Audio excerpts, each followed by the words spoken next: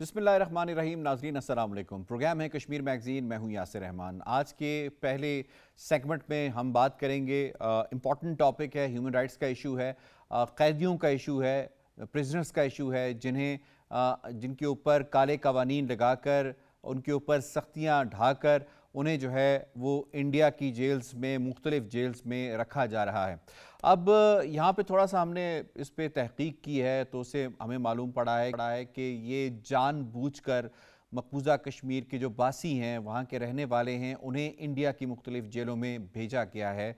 इसलिए भेजा गया है कि कश्मीरियों को इज्तिमाई जो है उनको सज़ा दी जाए, क्योंकि मकबूजा कश्मीर की जो इकॉनमी है वो सबके सामने है कि बिलखुसूस आर्टिकल 370 और 35A के ख़ात्मे के बाद से वहाँ पे जो एवरेज इनकम है वो दिन ब दिन गिर रही है।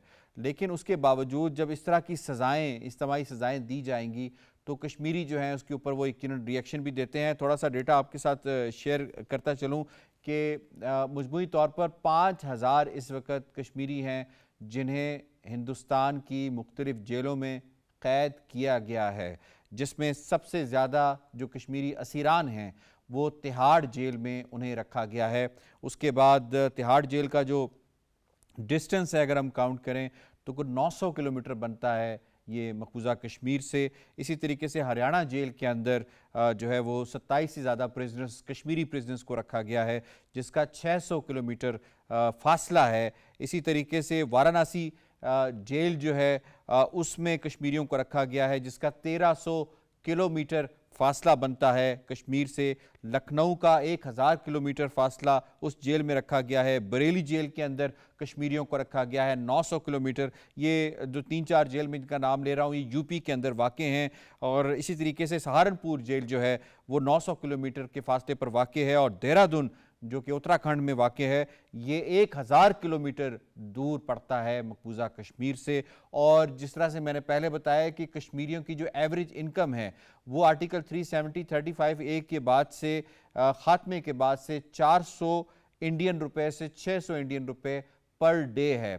जबकि जो अगर हम सिर्फ किराया ही लगा लें इन जगहों पे जाने का तो एवरेज जो किराया बनता है वो 4 से 6 हज़ार रुपया बनता है। अब तो यहाँ से इमेजिन कर लें कि एक शख्स वो मजदूरी करेगा, उसके बाद वो इतना ज़्यादा किराया कहाँ से अफोर्ड करेगा, फिर उसके बाद जाके वो रिहाइश का बंदोबस्त करेगा। और उसके बाद जब वो जाके उनसे मिलने की कोशिश करते हैं असीरान से जिन्हें बेवकत किस्म के मुकदमात के अंदर जेलों में रखा गया है, उनको मिलने नहीं दिया जाता और बग़ैर मिले वो वालिदैन वापस आते हैं, तो उस फ्रस्ट्रेशन का आप अंदाज़ा लगा सकते हैं। इस पर ज़रा बात करेंगे, कितना बड़ा एक ग्रेव इशू बनता जा रहा है। सबसे पहले मेहमानों से तारुफ करवा, ज़बरदस्त पैनल ने आज हमें ज्वाइन किया है। अब्दुल्ला खान साहब हमें स्टूडियोज़ में ज्वाइन कर रहे हैं, नामवर एनालिस्ट हैं और पिक्स एक थिंक टैंक है उसको हेड करते हैं। बिलाल रफ़ीक साहब नामवर आवाज़ हैं when it comes to Kashmir, अपना शो भी होस्ट करते हैं और सोशल मीडिया के ऊपर बहुत एक्टिव हैं। अस्मा शाकिर ख्वाजा साहिबा ने हमें ज्वाइन किया है, नामवर एनालिस्ट हैं, थिंक टैंक को हेड कर रही हैं और शॉर्टली हमें ज्वाइन करेंगे, बल्कि कर लिया है उन्होंने। जायद सफ़ी साहब ने हमें ज्वाइन किया है, हुर्रियत से आपका ताल्लुक़ है, हुर्रियत रहनुमा है। आप तमाम पैनलिस्ट को खुश आमदीद कहते हैं। इससे पहले सवालों का आगाज़ किया जाए, आपको रिपोर्ट दिखाते हैं। भारत मकबूजा कश्मीर में 7 दिहाइयों से ताकत का इस्तेमाल कर रहा है, लेकिन वो कश्मीरियों की जिद्दोजहद आज़ादी को ख़त्म नहीं कर सका। कुल जमाती हुर्रियत कॉन्फ्रेंस के रहनुमाओं, इंसानी हुकूक के कारकुनों, सहाफ़ियों, नौजवानों, तलबा, ख़वातीन, बच्चे और उलमाए कराम समेत 5000 से ज़ायद कश्मीरियों को सिर्फ इसलिए जेलों में रखा गया है कि वो हक़ खुद इरादियत का मुतालबा कर रहे थे। हुर्रियत पसंद रहनुमा यासीन मलिक, मीरवाइस उमर फारूक, शब्बीर अहमद शाह, नईम खान, मोहतरमा आसिया इंदराबी, मुसरत आलम बट, इंसानी हुकूक के अलमबरदार खुर्रम परवेज़, सैकड़ों ऐसे नाम हैं जिन्हें भारतीय हुकूमत की जानिब से बिलावजह पाबंद सलासिल बनाया गया है। बेशतर नज़रबंद अफराद के खिलाफ काले कवानीन, पब्लिक सेफ्टी एक्ट और UAPA के तहत मुकदमात दर्ज हैं। गिरफ्तार कश्मीरियों के अहल खाना कर्ब में मुब्तला हैं, जिन्हें मुकदमे की समाअत में ताख़ीर और मुलाकात के लिए तवील अजियत का सामना है।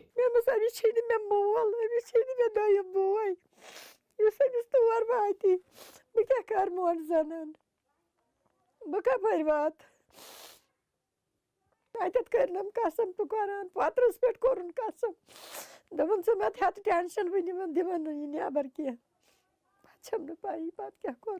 बेशतर को तो अदालत ही पेश नहीं किया जाता। मकबूजा कश्मीर और तिहाड़ यूपी जैसी भारतीय जेलों में कश्मीरियों के साथ गैर इंसानी सलूक भी खतरे की घंटी है, क्योंकि कश्मीरी आवाम पहले ही जेल में कैद मोहम्मद अशरफ सहराई और अल्ताफ अहमद शाह और नज़रबंदी के दौरान सैयद अली गिलानी जैसे कदावर रहनुमाओं से महरूम हो चुके हैं। कुल जमाती हुर्रियत कॉन्फ्रेंस ने कश्मीरी सियासी क़यादत, तलबा और इंसानी हुकूक के कारकुनों की गिरफ्तारी की मजम्मत करते हुए इस अज़्म का इजहार किया है कि कश्मीरी अपने खुद इरादियत के हुसूल के लिए पुरअमन जिद्दोजहद जारी रखेंगे। आलमी बिरादरी को चाहिए कि वो गिरफ्तार अफराद की रिहाई के लिए भारत पर दबाव डाले। जी जाहिद सफ़ी साहब, आपको मैं इसमें सबसे पहले इन्वॉल्व करूंगा। ये फरमाइएगा कि कितना बड़ा ये ग्रेव इशू बन गया है कश्मीरी प्रिजनर्स का, और उनकी हालत ज़ार इस वक्त जो है वो इंडिया की मुख्तलिफ जेलों में क्या है? हिंदुस्तान जो इस वक्त जुल्म की दास्तान रकम कर रहा है, जबर की दास्तान रकम कर रहा है, तशद्दुद की दास्तान रकम कर रहा है, और कश्मीरी अवाम अजीमत की दास्तान रकम कर रहे हैं। अजमत का रास्ता उन्होंने इख्तियार किया हुआ है। लोगों को 20-20, 25-25 साल हो गए हिंदुस्तान की मुख्तलिफ जेलों में। जैसा कि आपको मालूम कि पूरी लीडरशिप हमारी इस वक्त तिहाड़ जेल में, जोधपुर जेल में, हिंदुस्तान के मुख्तलिफ जेलों में है। हजारों की तादाद ऐसे लोग हैं जो गुमनाम हैं, वो भी इस वक्त हिंदुस्तान के मुख्तलिफ जेलों में है।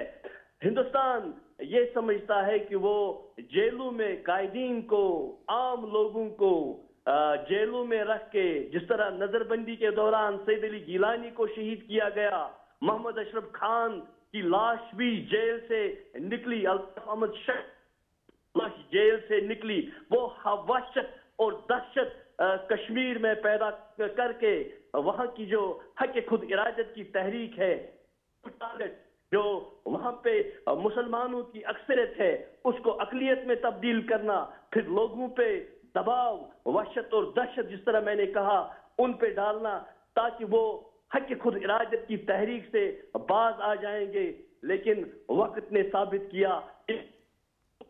किया जो 25-25, 30-30 सालों से जेलों में मुकैद है, उन्होंने कोई कंप्रोमाइज नहीं किया, बल्कि वो आज भी हौसले के साथ, हिम्मत के साथ, इस्तिकामत के साथ अपनी मंजिल की तरफ, अपने रास्ते की तरफ, अपनी हदफ की तरफ गामजन है।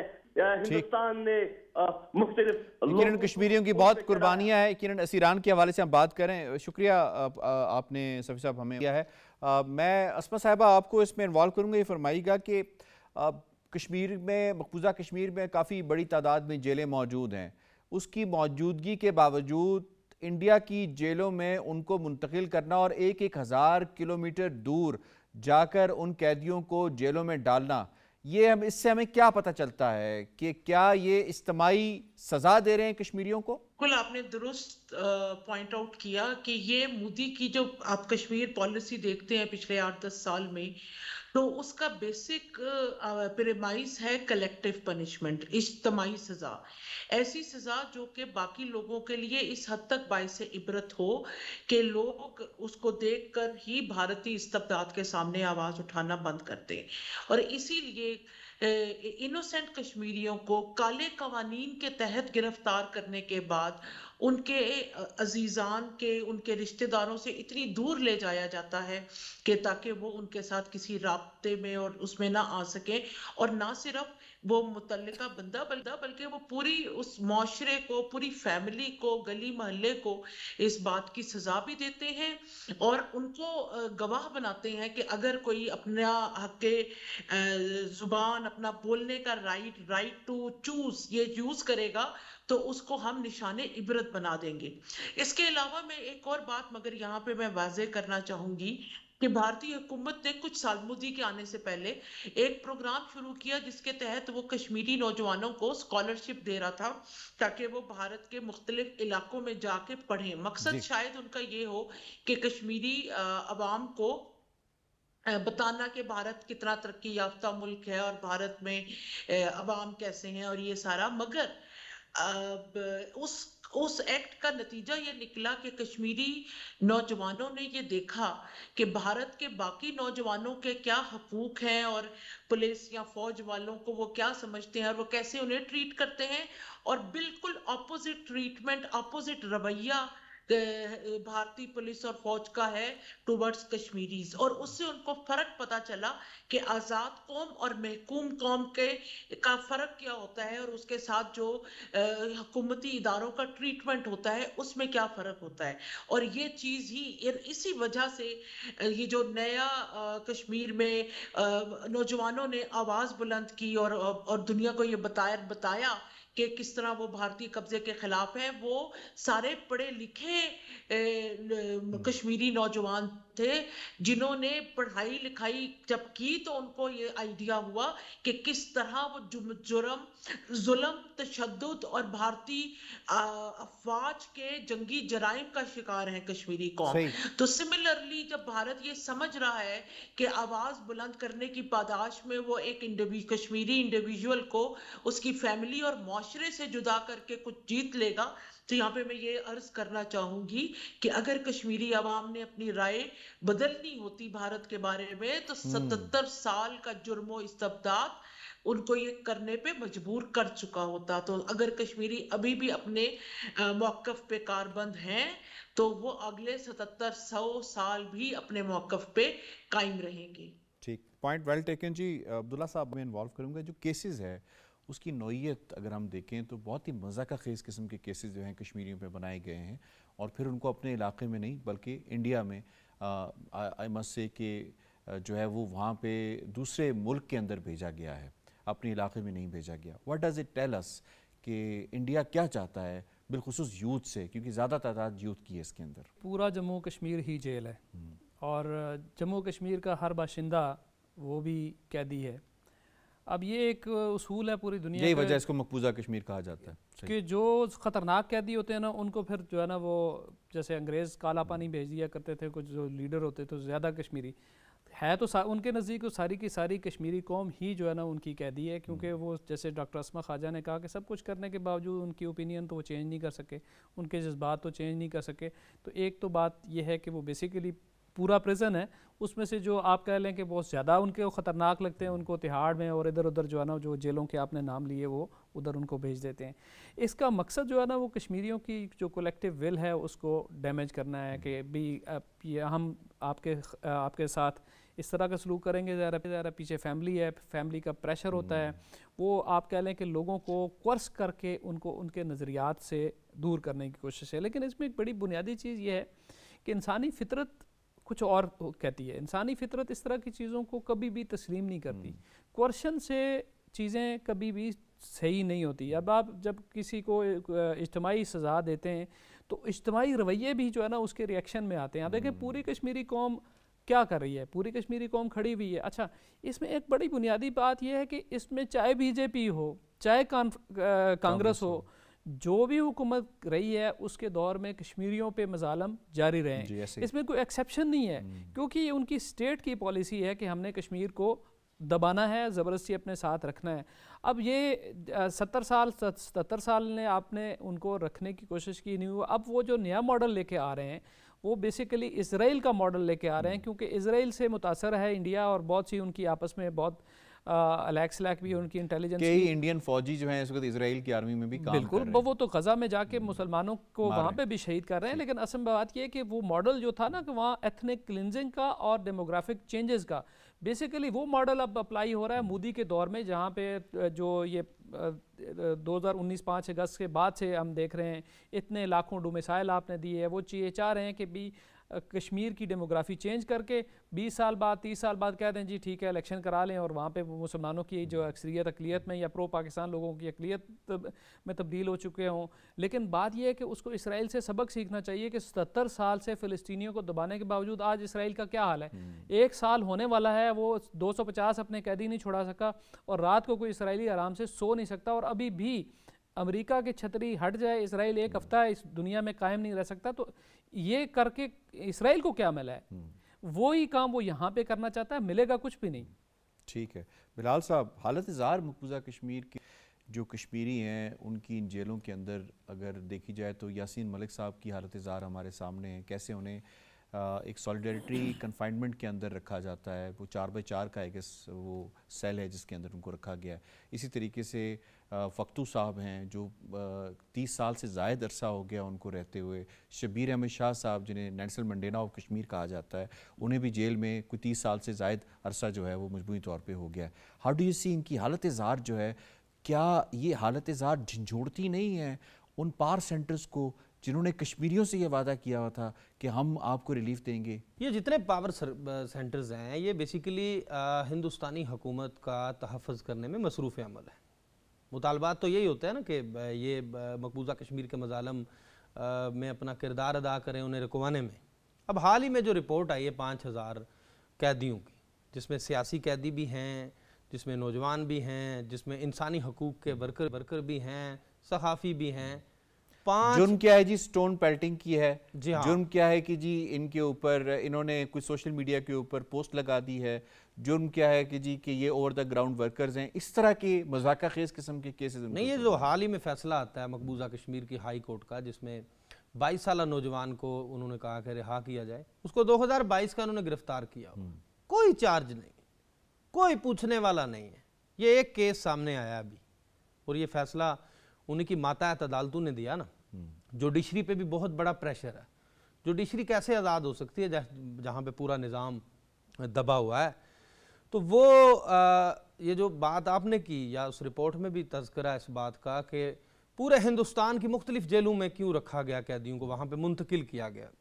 دنیا بھر میں سنگین نوعیت کے قیدیوں کو ایسے دور رکھا جاتا ہے نا، شہری آبادیوں سے دور، جہاں پہ ان کے عزیز و اقارب نہ مل پائیں. انہیں اذیت دی جا رہی ہے، دردناک اذیت دی جا رہی ہے کہ تاکہ ان سے آنے والی نسل یا جو نسل باہر ہے وہ سبق سیکھے کہ کہیں ہمارے ساتھ ایسا نہ ہو جائے.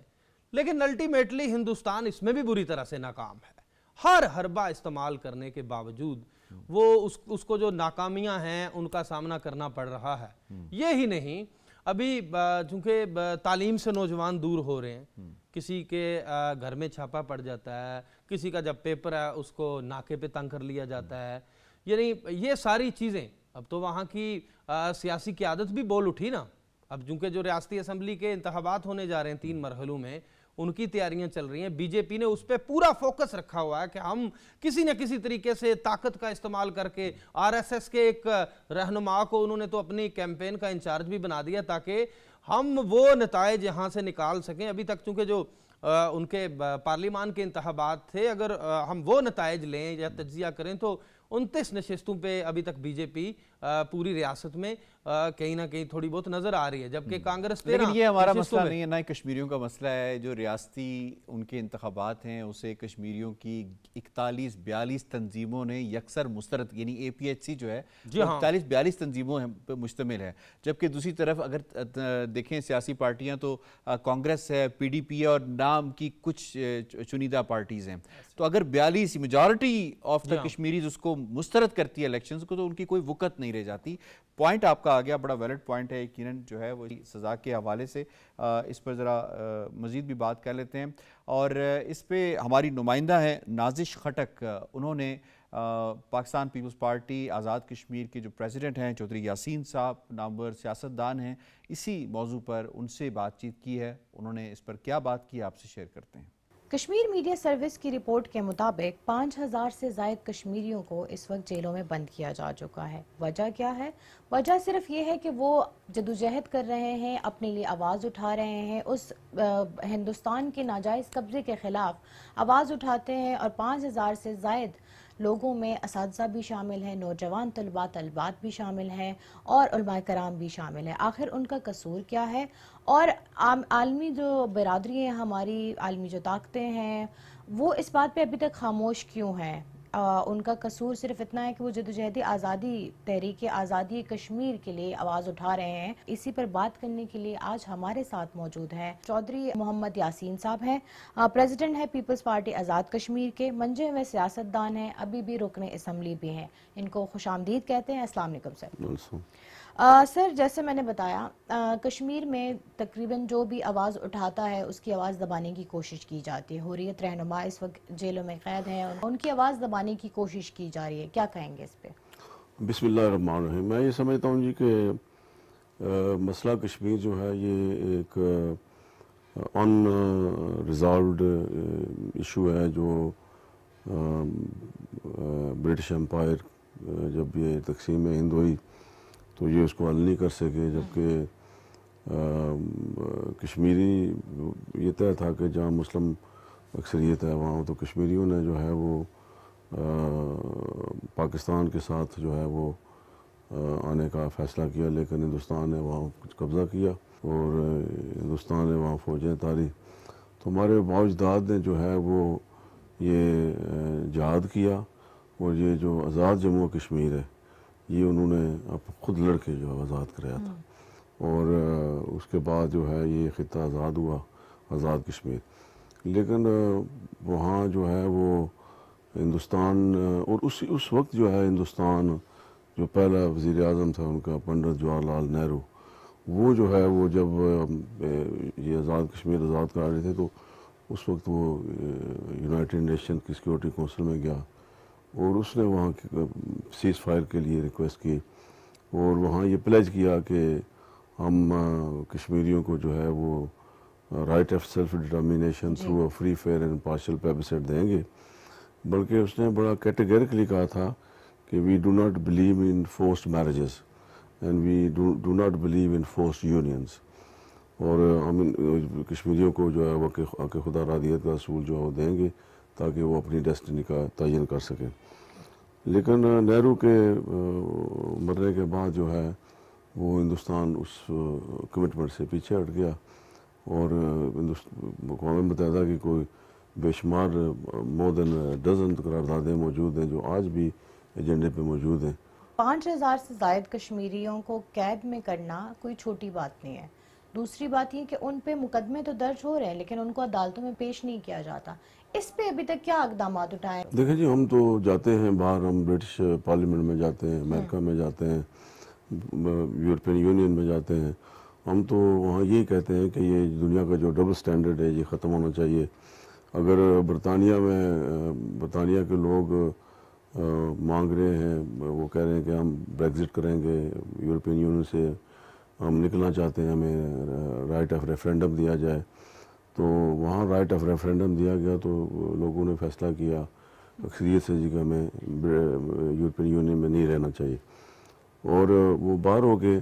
اور اس وقت کے جو پرائم منسٹر تھے وہ ڈیوڈ کیمرن، ان کا 3 سال کا ابھی عرصہ اقتدار رہتا تھا ٹینیور، تو انہوں نے ریزائن کیا کہ چونکہ میں نے کمپین کی تھی کہ میں رہنا چاہیے تو لوگوں نے میرے اس کمپین کے خلاف فیصلہ دیا. اسی طرح اسکاٹ لینڈ کے لوگوں کو بھی رائٹ آف ریفرینڈم دیا گیا کہ whether they want to stay in the United Kingdom اور ناٹ.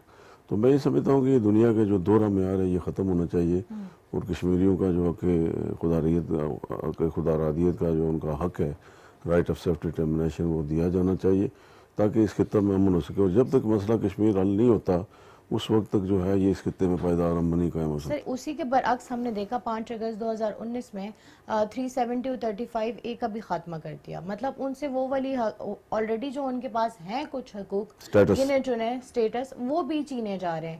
تو ایسے میں کیا ہم یہ صرف ہوپ فل ہی رہیں؟ دیکھیں جی، وہ ایلیگلی انہوں نے ایبروگیٹ کیا آرٹیکل 370. کشمیر کو جو ہے وہ اس کی جو اسٹیٹ کی حیثیت تھی اس کو ختم کر کے جو ہے وہ یونین ٹیریٹری قرار دے دیا. تو میں یہ سمجھتا ہوں کہ یہ لیگل عمل ہے اور اقوام متحدہ کی قراردادیں چونکہ انٹیکٹ ہے اس وقت بھی، تو اقوام متحدہ کی قراردادوں کی موجودگی میں جو ہے یہ سراسر جو ہے وہ یہ لیگل کام ہوا ہے، جس کو میں یہ سمجھتا ہوں کہ یہ جو جبر اور طاقت کا جو استعمال ہے یہ آزادی کی تحریکیں. جیسی کشمیر کی بات آتی ہے وہاں پہ جو ظلم بچوں کے ساتھ جو انسانی حقوق کی خلاف ورزیاں ہو رہی ہیں، جو ظلم اور بربریت ڈھائی جا رہی ہیں خواتین کے ساتھ بھی، اس پہ عالمی طاقتیں کیوں خاموش؟ ڈبل سٹینڈرڈ یہ دورہ معیار ہے دنیا کا اور اقوام متحدہ کا بھی دورہ معیار ہے. میں یہ سمجھتا ہوں کہ یہ دورہ معیار ختم ہونا چاہیے. فلسطین کی بات ہو یا کشمیر کی ہو، وہاں وہ ان کا ڈبل سٹینڈرڈ ہے. ادروائز تو اگر وہ یورپ میں یا امریکہ میں کوئی بلی کا بچہ مر جاتا ہے تو ہیومن رائٹس فوراً آ جاتے ہیں سامنے. اور میں یہ سمجھتا ہوں کہ وہاں ہندوستان جو ہے وہ ظلم و جبر کے پار توڑ رہا ہے، جینوسائیڈ ہو رہا ہے، وہاں اٹراسٹیز ہو رہی ہیں اور میس ہیومن رائٹس کی وائلیشنز ہو رہی ہیں. ہمارے بچوں کو جیلوں میں بند کیا ہوا ہے صحافیوں کو جیلوں میں بند کیا ہوا ہے، ہر طبقہ فکر کے لوگ جو آزادی کی بات کرتے ہیں ان کو جو ہے وہ بند کیا جا رہا ہے، اور اسد راہ سے وہ 10 لاکھ فوج جو ہے وہ تحریک کو کچلنے کے لیے جو ہے وہ مقبوضہ جموں کشمیر کے اندر موجود ہے، لیکن کشمیری جو ہے وہ ان کا پایہ استقرار جو ہے اس میں لغزش نہیں آئی۔ آج بھی وہ پتھروں سے ہندوستان کی 10 لاکھ فوج کا مقابلہ کر رہے ہیں، اور آزادی کا نعرہ لگاتے ہیں تو ساتھ پاکستان کا نعرہ بھی لگاتے ہیں، اور جب شہید ہوتے ہیں تو پاکستان کے قومی پرچم میں جو ہے وہ دفن ہوتے ہیں۔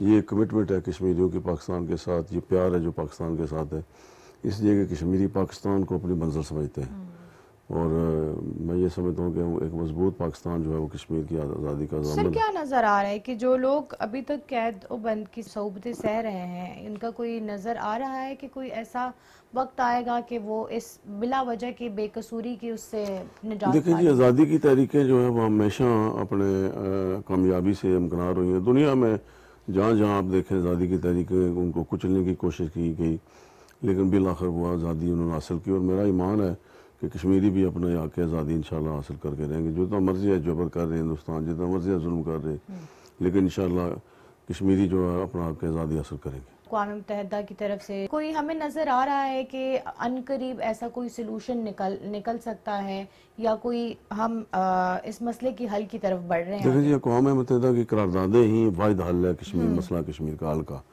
اور اس خطہ میں پائیدار امن جو ہے وہ اسی صورت میں قائم ہو سکتا ہے، ورنہ آپ سمجھتی ہیں کہ ہندوستان بھی نیوکلیر پاور ہے، پاکستان بھی نیوکلیر پاور ہے، اور خدا نخواستہ اگر یہ مسئلہ اگر انہوں نے حل نہ کیا تو کسی بھی وقت جو ہے یہ آگ کی لپیٹ میں آ سکتا ہے دونوں ممالک، اور یہ جو جنگ ہے یہ پھر سب کانٹیننٹ تک نہیں رہے گی، یہ دنیا آگے بھی پھیل سکتی ہے۔ اور میں یہ سمجھتا ہوں کہ ہندوستان کو ان کو اشکن داخل لینے چاہیے، لیکن ہندوستان کا جو وزیر اعظم ہے نریندر مودی، وہ انتہائی مکروہ اور گناؤنے زائم رکھتا ہے، وہ ویسے بھی مسلمانوں سے آپ کو پتہ ہے بڑی نفرت کرتا ہے، اور کشمیر کے حوالے سے بھی جو اس نے عمل کیا یہ بڑا، میں یہ سمجھتا ہوں کہ بالکل سریعاً قانون کی خلاف ورزی ہے، اقوام متحدہ کی قراردادوں کی جو ہے ان کی خلاف ورزی ہے، اس کی جتنی مذمت کی جائے وہ کم ہے، اور میں یہ سمجھتا ہوں کہ عالمی طاقتوں کو جو ہے وہ اپنا رول پلے کرنا چاہیے، اقوام متحدہ کو رول اپنا پلے کرنا چاہیے، اور اس مسئلے کا حل جو ہے وہ رائے شماری ہے، اور تاکہ لوگ اپنی ڈیسٹنی کا تعین کر سکیں۔ بہت شکریہ سر آپ کے وقت کا۔ اینڈ پہ بات وہی آتی ہے کہ وہ کشمیری بہن بھائیوں کی جو جدوجہد کی آواز ہے، جو تحریک آزادی کشمیر ہے، اس کی آواز نہیں دبا سکتے، اس کا گلا نہیں گھونٹا جا سکتا، اور ہمیں امید ہے کہ انشاءاللہ ان کی قربانیاں ایک دن ضرور رنگ لائیں گی۔ اے پی ایچ سی کا ایک وفد جو ہے وہ موجود ہے اس وقت جنیوا کے اندر، اور جنیوا میں وہ ہیومن رائٹس کے جو ایشوز ہیں ان کو اٹھا رہا ہے، اور مختلف جو معاملات ہیں جن میں مقبوضہ کشمیر کے جو باسی ہیں ان کے ساتھ جو وعدے وعید کیے گئے ہیں ان کو یاد دلانے کے لیے بھی اس وفد کی وہاں موجودگی جو ہے بڑی اہمیت کی حامل ہے۔ اس وفد کو جو ہے وہ لیڈ کر رہے ہیں معروف کشمیری رہنما الطاف وانی صاحب، وہ اس وقت ہمارے ساتھ ٹیلی فون لائن پہ موجود ہیں، ان سے ذرا جان لیتے ہیں۔ الطاف وانی صاحب بہت بہت شکریہ، فرمائیے گا اس وقت تک کی کیا مصروفیات آپ کی رہی ہیں، اور آپ کی کانفرنس بھی ہوئی ماحولیات کے حوالے سے، کس طرح انڈیا ڈیٹیریٹ کر رہا ہے جو انوائرمنٹ ہے مقبوضہ کشمیر کی، تھوڑا آگاہ کیجیے گا اس حوالے سے۔ بنیادی طور پر جو ہیومن رائٹس کونسل کا جو اجلاس ہے یہ چلے گا 10 اکتوبر تک، مختلف ایجنڈا آئٹمز پر بات چیت ہوتی ہے، جو اسپیشل رپورٹر سے اپنے رپورٹس پیش کرتے ہیں، اور اس کے بعد پھر جو ممبر سٹیٹس ہیں، آبزرور سٹیٹس ہیں، اور پھر سول سوسائٹی اپنا رد عمل اس پر شو کرتی ہے، تجاویز پیش کرتی ہے، تاکہ دنیا کے اندر انسانی حقوق کی جو صورتحال ہے اس کو بہتر سے بہتر کیا جائے۔ کشمیری وفد 8 افراد پر مشتمل ہے جو اس وقت جنیوا میں ہیں۔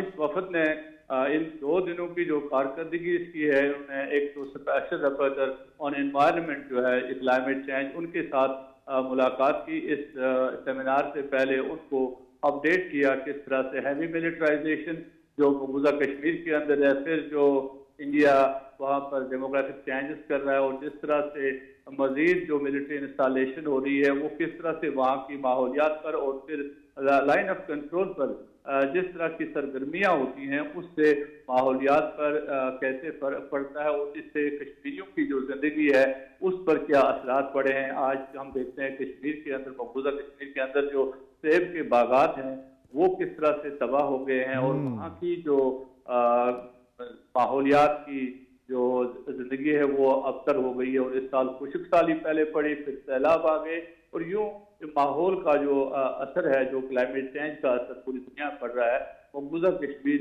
उसमें सबसे ज्यादा मुतासर इस खिते में इसलिए है क्योंकि हमारे पास हैवी ग्लेशियर्स हैं और उन ग्लेशियर्स पर हिंदुस्तान की फौज कब्जा किए हुए है। एक तो ये बात उनसे हुई, और इसी तरह जो हमारा सेमिनार हुआ उस सिलसिले में, उस सेमिनार में एक तो बड़े अच्छे एनवायरनमेंट हमारे लोकल भी थे जिन्होंने इस पर बात की और लोगों को बताया इस सिलसिले में।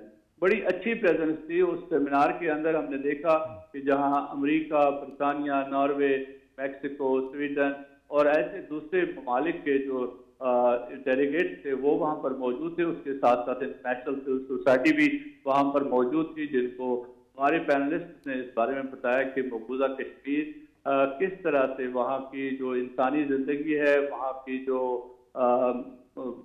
वाइल्ड लाइफ है, और फिर कल जो फ्लोरा और फौना है उस पर क्या असरात पड़ रहे हैं, हैवी मिलिटराइजेशन के क्या असरात पड़ रहे हैं, जो डिफॉरेस्टेशन इस वजह से हो रही है, जो हिंदुस्तान नाम निहाद डेवलपमेंट का जो मंत्रा रेल और रोड का कर रहा है, उस रेल और रोड की वजह से किस तरह से लोगों की जो लिविंग है वो किस तरह मुतासर हुई है, क्योंकि एग्रीकल्चर लैंड इसके जद में आती है, और ये स्ट्रक्चर्स जो सारे हैं वो मिलिट्री स्ट्रक्चर्स हैं, इसमें से अवाम की जिंदगी के लिए कोई अच्छा ही नहीं है। वानी साहब, रिस्पांस कैसा आपको मिला, क्योंकि ये तो बहुत बड़ा मसला है, दुनिया इस वक्त तवज्जो भी दे रही है क्लाइमेट चेंज के ऊपर, और कश्मीर बिलखुसूस जो खित्ता है वो सबसे ज़्यादा मुतासर जैसे आपने फरमाया हो रहा है, तो रिस्पांस कैसा था? देखिए, सिविल सोसाइटी रिस्पांस या जो यहाँ डिप्लोमेटिक रिस्पांस आपको मिलता है, लोग आपको सुनते हैं, उसको लिखते हैं, उसको रिपोर्ट करते हैं अपनी अपनी एनजीओ को, या जो डिप्लोमेट्स आपके हैं वो आपकी बात सुनते हैं और फिर उसको अपनी हुकूमतों को रिपोर्ट करते हैं।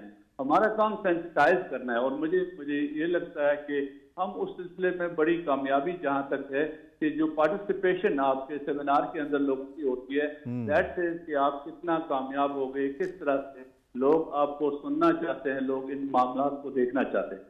ठीक है वानी साहब, बहुत बहुत शुक्रिया। गाए बगाए आपसे हम मज़ीद भी की मसरूफियात के हवाले से अप टू डेट अपडेट्स जो हैं वो लेते रहेंगे। बहुत शुक्रिया। नाज़रीन, हमें दूसरे मौजू की जानिब बढ़ना है। दूसरा मौजू बड़ा इम्पॉर्टेंट है।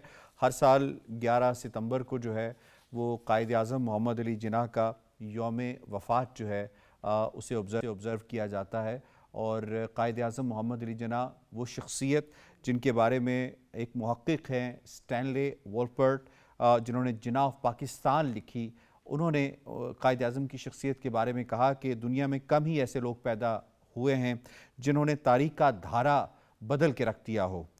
इससे भी कम ऐसी शख्सियात मिलती हैं जिनके काम से आलमी नक्शे में तब्दीलियाँ रूनुमा हुई हों, और वो लोग तो बिल्कुल ही खाल ही नज़र आते हैं जिन्होंने कोई नई रियासत तश्कील दी हो। मोहम्मद अली जिन्ना ने ये तीनों कारनामे अंजाम कर डाले। कायद आज़म, अगर हम बात करें कायद आज़म की कश्मीर के साथ मोहब्बत के हवाले से, कायद आज़म की कश्मीर के साथ लगाव के हवाले से, जो उनके 3 विज़िट सामने आते हैं, 1929 का, 1936 का, और आखिर जो विज़िट था बहुत इंपॉर्टेंस का हामिल था, वो था 1944 का। 1944 में शानदार इस्तकबाल किया गया कायद आज़म का, और कायद आज़म जब कश्मीर उस वक़्त का जो मौजूदा जो मकबूजा कश्मीर है, और वहाँ पे कायद आज़म जो है जब वहाँ पहुँचते हैं तो उनका वालिहाना इस्तकबाल किया जाता है, और कायद आज़म वहाँ खिताब भी करते हैं, और वो शेख अब्दुल्ला को समझाने की कोशिश करते हैं। दर्जन से ज़्यादा मुलाकातें उनकी शेख अब्दुल्ला से होती हैं, और कायद आज़म ने जो अल्फाज शेख अब्दुल्ला को कहे कि कांग्रेस की उस मेंटालिटी के हवाले से कि मुझसे बेहतर इन्हें कोई नहीं जानता, तुम देख लोगे कि ये लोग क्या करते हैं, तुम धोखे में रहोगे। और वक्त ने साबित किया कि कायद आज़म ने जो अल्फाज अदा किए थे वो हूबहू वही साबित हुए, और आज शेख अब्दुल्ला का बेटा फारूक अब्दुल्ला ये मानने पे मजबूर है कि कायद ने जो बात कही थी वो ठीक कही थी। आपको पहले सुनाते हैं फारूक अब्दुल्ला आज क्या कहता है। महात्मा गांधी ने ऑफर किया था जिन्ना साहब को, कायद को, कि वो यहाँ के वज़ीर आज़म बने, मगर कायद आज़म ने उस वक्त सबके सामने ये कहा, आज तो आप मुझे वज़ीर आज़म बनाएंगे, मगर कल क्योंकि आपकी मेजॉरिटी है आप मुझे कभी भी गिरा सकते हैं, इसलिए मुझे बेहतर है, पाकिस्तान मेरे लिए बेहतर है बनिस्बत के उस मुल्क का वज़ीर आज़म बनना जहाँ पे कोई एतबार नहीं है। और आज वो साबित हो रहा है। जी डॉक्टर अस्मा साहिबा, आपको मैं इस पर इन्वॉल्व करूँगा, फरमाइएगा कायद-ए-आज़म के नज़दीक कश्मीर की अहमियत, कश्मीरियों की अहमियत जो है वो ज़रा फरमाइएगा, और जो कायद-ए-आज़म की कश्मीर पॉलिसी जो कायद-ए-आज़म उस वक्त दे गए थे, अब वो कितनी इंपॉर्टेंस की हामिल थी? कश्मीर कायद-ए-आज़म के नज़दीक बहुत ही अहमियत का हामिल था, जम्मू एंड कश्मीर। और वहाँ पे जो मुस्लिम कॉन्फ्रेंस थी उसको मुसलसल चौधरी गुलाम अब्बास को कायद-ए-आज़म की सपोर्ट रही। और यहाँ पे मैं ये भी बताना चाहूँगी कि 1926 में जब कायद-ए-आज़म ने जम्मू कश्मीर का विजिट किया तो उसके बाद वो चाहते थे कि ऑल इंडिया मुस्लिम लीग जो है वो एक मुश्तरका रेजोल्यूशन उसकी वर्किंग कमेटी पास करे about Jammu and Kashmir and about improving infrastructure and things in Jammu and Kashmir. So this shows कि कायद-ए-आज़म कितनी बारीकी से कश्मीर के मामलात पे और हालात पे नजर रखे हुए थे। और डोगरा महाराजा के एक जो उनकी पॉलिसी थी वो भी कायद-ए-आज़म की नजर में थी। यहाँ पे ये भी बड़ा इंपॉर्टेंट है कि अगर हम इंफ्रास्ट्रक्चर देखें कश्मीर का और उस जमाने के हालात देखें तो उसके बावजूद कायद-ए-आज़म ने जो 3 से 4 मरतबा 1926 से 1946 के बीच में सफर किया, और एक सफर में तो गालिबन 1936 में वो मोहतरमा फातिमा जिन्ना को भी साथ लेके गए। वो भी ये बताते हैं कि कायद-ए-आज़म को कितना एक था कि मकबूजा कश्मीर या जम्मू एंड कश्मीर किस तरह पाकिस्तान का एक असास है, एक हिस्सा है।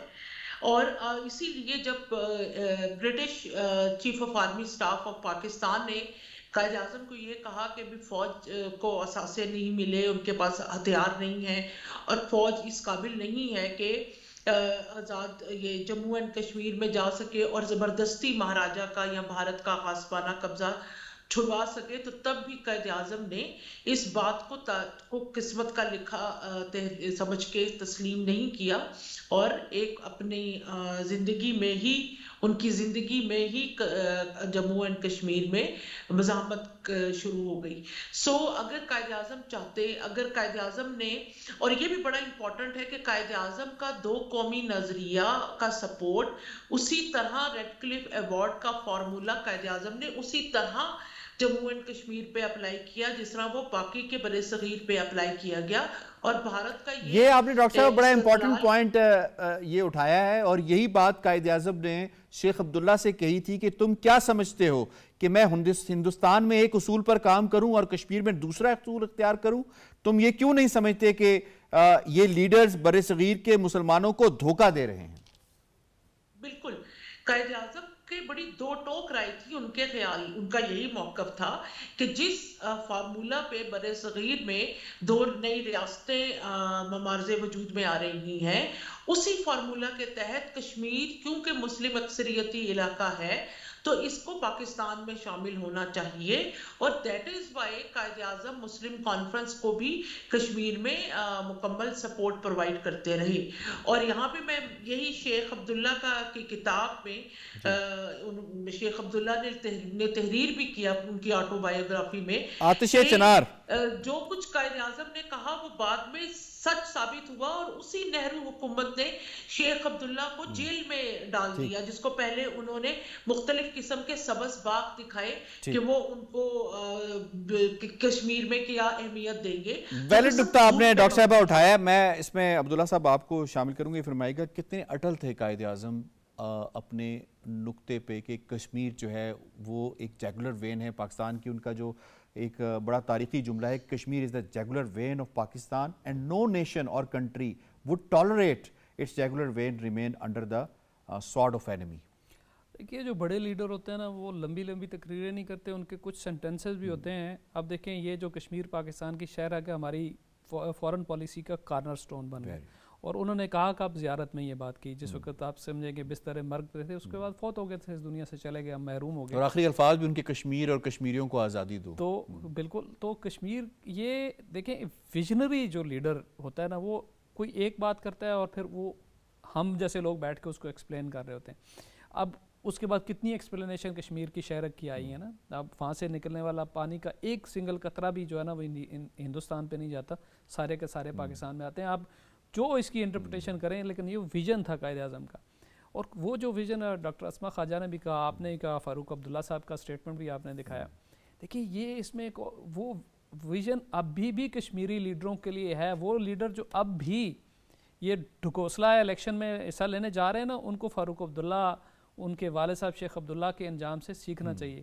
شیخ عبداللہ نے نہیں سنی نا قائد اعظم کی بات, تو کیا ہوا؟ ٹھیک 9 سال کے بعد 44 میں بات کی اور 9 ایئرز کے بعد وہ بندہ جیل میں تھا اور اپنی وزیر اعظم کی سیٹ سے فارغ تھا.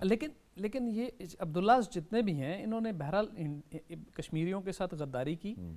شیخ عبداللہ نے بھی غداری کی, فاروق عبداللہ نے بھی غداری کی, یہ جتنے بھی خاندان ہیں, یہ شیخوں کا جو خاندان ہے اس کو آج جا کے وہ احساس ہو رہا ہے. دیکھیں نا فاروق عبداللہ نے جب یہ کٹ پتلی وزیر اعلیٰ ہم اس کو لکھا پڑھا کرتے تھے, اور یہ کیا تھا, سارے کشمیری حریت کی طرف جا رہے تھے, اور یہ ایک جو ہے نا ان کی نیشنل کانفرنس انہوں نے اپنی مراعات کے لیے. دیکھیں شیخ عبداللہ کا اسٹیچر بہت بڑا تھا کشمیر میں, لیکن کیا تھا, ذاتی لالچ کی وجہ سے, ذاتی عہدوں کی لالچ کے چکر میں انہوں نے اپنے اس اسٹیچر سے بالکل آپ کے پگمیز کی اس میں چلے گئے.